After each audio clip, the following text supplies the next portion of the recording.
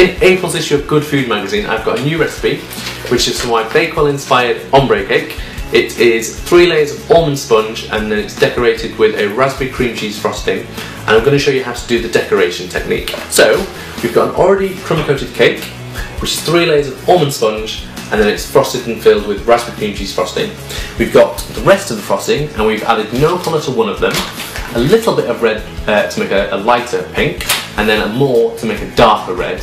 And we're going to add this to the cake to make a kind of swirled pattern. So all the piping bags have been fitted with a small round tip, so you get a nice round as you pipe it. And what you want to do is you're going to pipe a row of dots up the side of the cake, 2 of each colour. So the first row, you pipe 2 of the lightest, and then 2 of the pink, and then 2 of the red. And you want to make sure that your row of dots reaches the top of the cake, so they've got the whole line covered.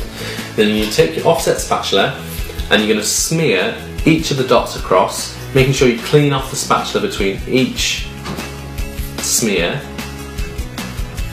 And then you start the whole process again, but you move up by 1 colour.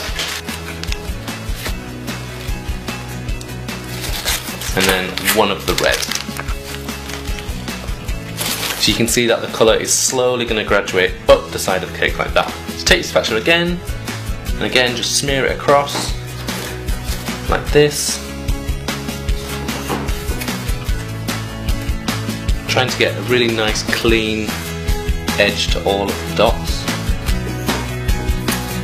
And that way the cake will just look as nice as possible.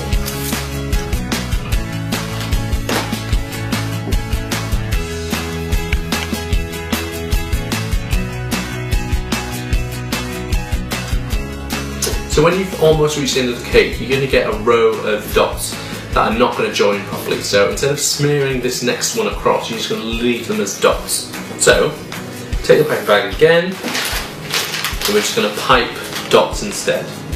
So once you've piped all around the outside, you need to then do the top. You're not going to graduate the colour in a swirl on the top of the cake because it's a little tricky. We're just going to graduate it from the outside in, and it's a little bit simpler. So what we do is you start with the darkest colour.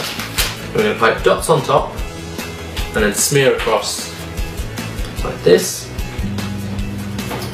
and then work around until you've covered the whole of 1 row, and then you do a second of that colour, and then repeat until you've worked all the way into the middle and the colour will have graduated into the middle of the cake.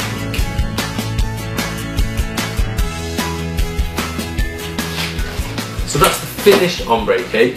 It does take a little bit of time and effort, but I hope you'd agree it's well worth it. It's a stunning cake, perfect for any occasion.